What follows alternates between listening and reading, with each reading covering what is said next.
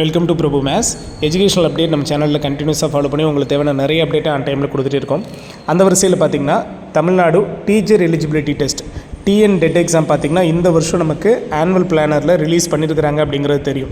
இந்த எக்ஸாமில் இருக்கிற நிறைய பிரச்சனைகளுக்கு நிறைய பேர் கொஷின்ஸ் கேட்டுகிட்டே இருக்கீங்க. அது சம்மந்தமாக நான் பேசிடலாம் அப்படிங்கிறதுக்காக தான் இந்த வீடியோ ரொம்ப இம்பார்ட்டன்ட் வீடியோவாக இருக்கும். வீடியோ ஸ்கிப் பண்ணாமல் ஃபுல்ஃபில்லாக பாருங்கள். உங்களுக்கு தேவையான எல்லா அப்டேட்டும் இந்த வீடியோவில் இருக்குது. ஓகேவா?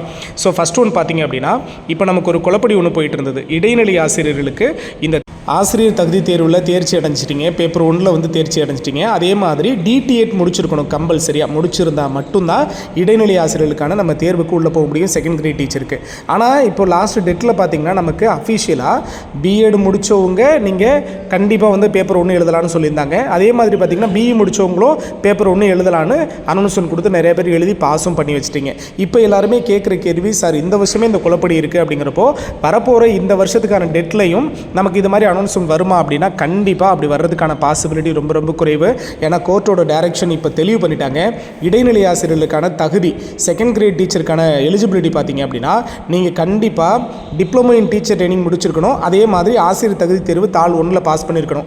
நீங்கள் மட்டும்தான் எலிஜிபிள் அப்படின்னு சொல்லிட்டாங்க. அப்போ இனிமேல் பேப்பர் 1 நீங்கள் பிஎட் முடித்தவங்க எழுதுறதுக்கான சான்சஸ் இல்லை. இனி அந்த கன்ஃபியூஷனுக்கு கண்டிப்பாக ஒரு முற்றுப்புள்ளி கொடுக்கறதுக்கான வாய்ப்புகள் இருக்குது. சார் இப்போ போன டெஸ்ட்டில் நாங்கள் எழுதி பாஸ் பண்ணவங்களுக்கு என்ன சார் அப்படின்னா அதுக்கான கிளியர் எக்ஸ்ப்ளனேஷனை கண்டிப்பாக கவர்மெண்ட் தான் நமக்கு கொடுக்கணும். சரிங்களா? இப்போ வரைக்கும் அதை பற்றின எந்த எக்ஸ்ப்ளனேஷனும் இல்லாமல் இருக்குது. அதனால் அதில் பாஸ் பண்ணிவிட்டு வெயிட் பண்ணுறவங்க பார்த்திங்கன்னா பெரிய மன உளைச்சல் தான் இருக்காங்க. அப்படி மீண்டும் எழுத சொன்னாங்கன்னா இப்போ எழுதிட்டு பாஸ் பண்ணுறவங்களுக்கு ஏன் எலிஜிபிள் இல்லைன்ற ஒரு கொஸ்டின் வரும். அதனால் அப்படி ஒரு பாசிபிலிட்டி இல்லை. ஏன்னா கேட்டிருந்தீங்க, மெசேஜ் பண்ணி கேட்டிருந்தீங்க, சார் இந்த வரப்போகிற டெட்டில் நாங்கள் பேப்பர் 1 எழுதலாமா சார், பிஎட் முடித்தவங்க BE முடித்தவங்க எழுதலாமா சார்னு கேட்டிருந்தீங்க.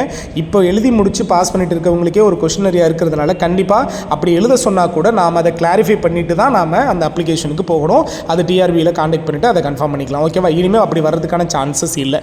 ஸோ இதை தாண்டி இந்த வருஷம் டெட்டுங்கிறது கண்டிப்பாக நடக்கிறதுக்கு சான்ஸ் இருக்கா சார்? ஏன்னா லாஸ்ட் இயர்க்கான டெட்டு வந்து நடக்கலை, அதோட ப்ரீவியஸ் இயர்க்கான டெட்டு தான் நடந்தது அப்படின்னு சொன்னீங்க.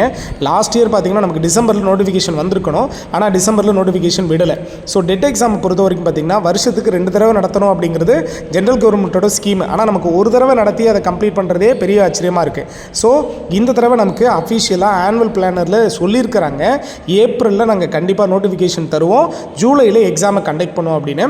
ஆனால் மந்த்தை நம்மளால் டிசைட் பண்ண முடியாது. அதிகபட்சம் தள்ளி போனால் கூட கட்டாயமாக 1 மாதம் தள்ளி போகிறதுக்கான வாய்ப்புகள் இருக்குது. ஆனால் நீங்கள் நம்பி படிக்கலாம். இந்த வருஷம் கண்டிப்பாக ஆசிரியர் தகுதி தேர்வு தாள் 1 தாள் 2 கட்டாயமாக நடக்க போகுது. ஸோ அதுக்காக ப்ரிப்பரேஷனில் இருக்கிறவங்க ரொம்ப ஹெவியாக ப்ரிப்பேர் பண்ணுங்கள்.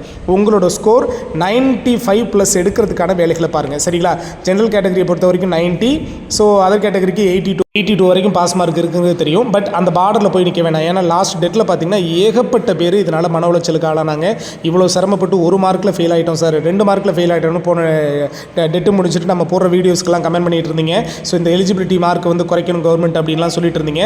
நாம் அந்த அளவுக்கு போகாமல் இந்த வருஷம் ப்ரிப்பேர் பண்ணுறவங்களும் சரி, போன வருஷம் விட்டுட்டு இந்த வருஷம் ப்ரிப்பேர் பண்ணுறவங்களும் கண்டிப்பாக உங்களோட ஸ்கோர் 95+ எடுக்கிறதுக்கான வேலைகள் என்னவோ, ஸோ உங்களோட மேஜர்லேயும் சரி, தமிழ் இங்கிலீஷ்லேயும் சரி, சைக்காலஜிலையும் சரி ரொம்ப கிளியர் கட்டாக ப்ரிப்பேர் பண்ண ஆரம்பிங்க. கண்டிப்பாக ஒரு அந்த 95+ இருக்கிறப்போ கட்டாயமாக நம்ம எதை பற்றின யோசனையும் இல்லாமல் எலிஜிபிலிட்டி ஆகிடலாம். கட்டாயமாக இப்போ இதை வச்சு எக்ஸாம்ங்கிறது கிடையாது, இதை வச்சு போஸ்டிங்கிறது கிடையாதுன்னு தெரிஞ்சு போச்சு. ஸோ நியமன தேர்வுங்கிறது கண்டிப்பாக தான் இருக்க போகுது. அதாவது பேப்பர் 1 பாஸ் பண்ணவங்களுக்கு SGT எக்ஸாம் கட்டாயமாக இருக்க போகுது, பேப்பர் 2 பாஸ் பண்ணவங்களுக்கு நியமன தேர்வுங்கிறது கட்டாயமாக இருக்க போகுது. நம்ம அதுக்கப்புறம் ப்ரிப்பேர் பண்ணி தான் ஆகணும். ஸோ இவ்வளோ ஸ்ட்ரகிள்ஸை கடந்து தான் நம்ம டீச்சர் ஆகிறோம். ஸோ அதுக்காக ப்ரிப்பரேஷனில் இருக்கிறவங்க இன்னும் உங்களால் எவ்வளோ ஹெவி எஃபர்ட் போட முடியுமோ அவ்வளோ எஃபர்ட் போடுங்க. கண்டிப்பாக நீங்கள் டீச்சருக்கான எலிஜிபிலிட்டிக்குள்ளே போயிடலாம். ஓகேவா? ஸோ இன்னும் இது மாதிரியான அப்டேட் கண்டினியூஸாக கொடுத்துட்ருக்கோம். மறக்காம சேனலை சப்ஸ்கிரைப் பண்ணி பக்கத்தில் இருக்க ஆல் நோட்டிஃபிகேஷனை செலக்ட் பண்ணுவீங்க. தேங்க்யூ.